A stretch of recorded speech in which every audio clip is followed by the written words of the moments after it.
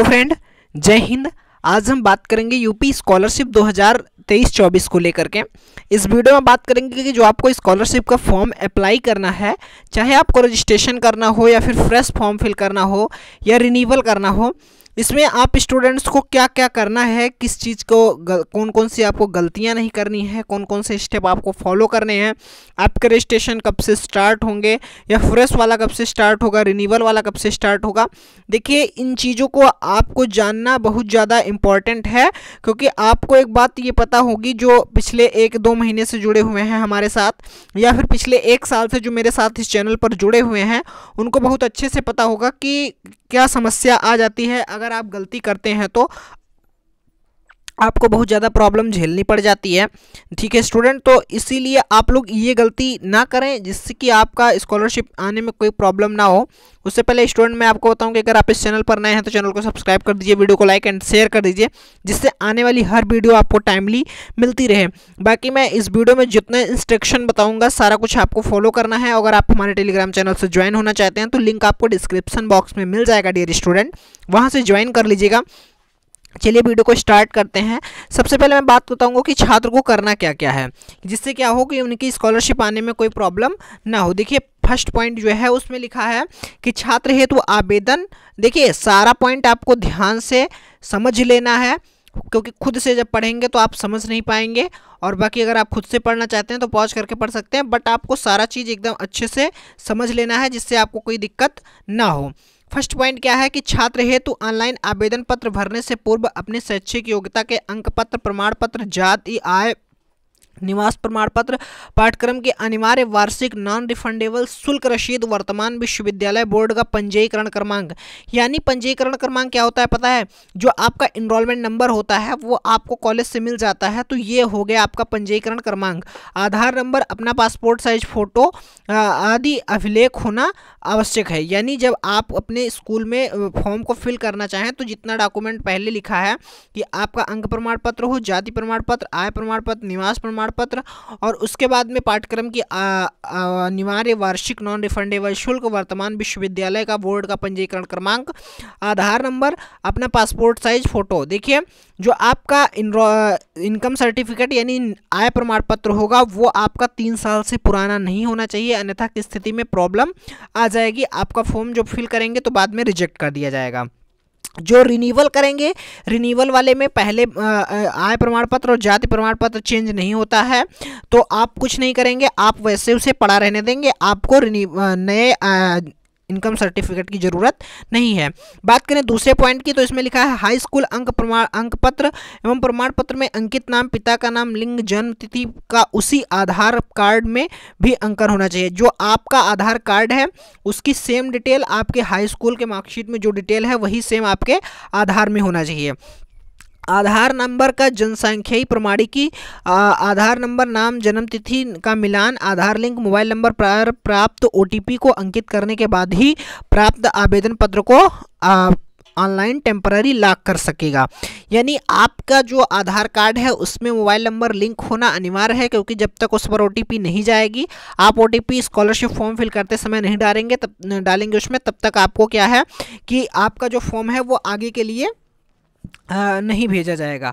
अब आप अगर बात करें चौथे नंबर पॉइंट की, तो देख सकते हैं यहाँ पे लिखा है कि आधार नंबर से लिंक बैंक खाता NPCI में सीडिंग करना अनिवार्य है। इस कार्य को संबंधित बैंक शाखा से अनिवार्य रूप से कराएं, अन्यथा की स्थिति में ट्रांजैक्शन फेल होने की संभावना रहेगी। वित्तीय वर्ष 2022-23 में छात्रवृत्ति का भुगतान आधार नंबर से जुड़े बैंक खाते में ही हुआ है। यानी जितने स्टूडेंट हैं उनको पता होगा कि इस बार जो स्कॉलरशिप आई हुई है वो आधार बेस्ड अकाउंट में ही आई है, कि जिस अकाउंट में आधार लगा था उसी अकाउंट में आई है। तो आप इस बात का विशेष ध्यान रखें कि जो आप फॉर्म स्कॉलरशिप में जो आप बैंक पासबुक लगा रहे हैं, बैंक लगा रहे हैं, उसमें आपका आधार सीडिंग होना अनिवार्य है।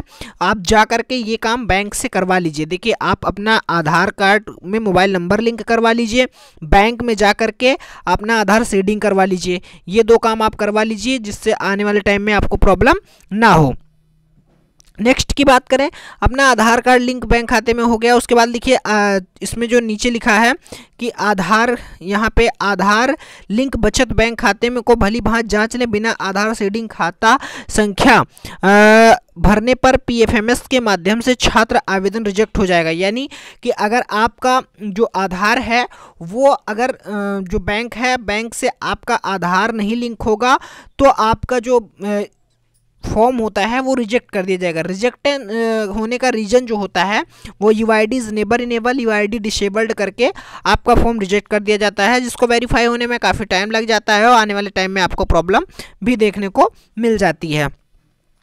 उसके बाद में लिखा है कि छात्र अपना आवेदन ऑनलाइन करने के पश्चात एवं टेम्पोररी लॉक करने के पूर्व अपना संपूर्ण विवरण, high school, intermediate, roll number, जाति, आय, क्रमांक, आवेदन का क्रमांक, छात्र द्वारा गत वर्ष में प्राप्त अंकों का विवरण, वर्तमान वर्ष में प्रवेश लेने की न्यूनतम योग्यता, पाठ्यक्रम एवं पाठ्यक्रम का प्रकार, आय प्रमाण पत्र में अंकित अनुमोदित शुल्क, यानी जितना कुछ डिटेल है सारा आप जब फॉर्म को एक बार सबमिट करते हैं कॉलेज में चेक करने के लिए, जांच हेतु जब प्रिंट करते हैं उसके बाद आप उसे भली भांति चेक कर लें, एक एक पॉइंट मिला लें।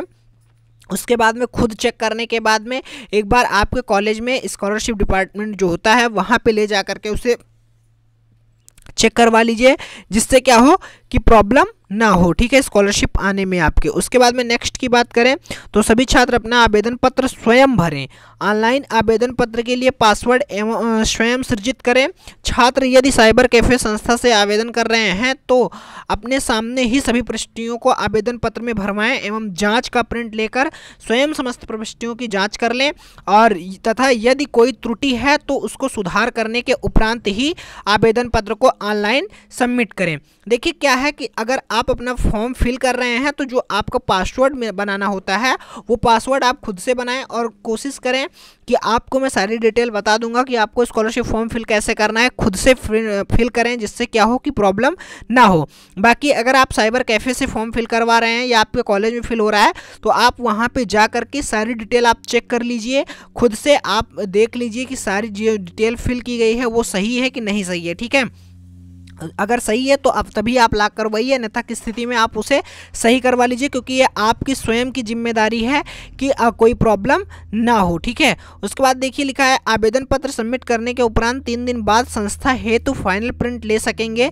यदि आवेदन पत्र में कोई जाति, निवास, इतना जो भी कुछ है तो त्रुटि होगी तो उसे इन 3 दिनों में आपके लॉगिन पर प्रदर्शित किया जाएगा, और सही करने के उपरांत ही आवेदन पत्र शिक्षण संस्थान में सबमिट करने हैं तो फाइनल प्रिंट लें।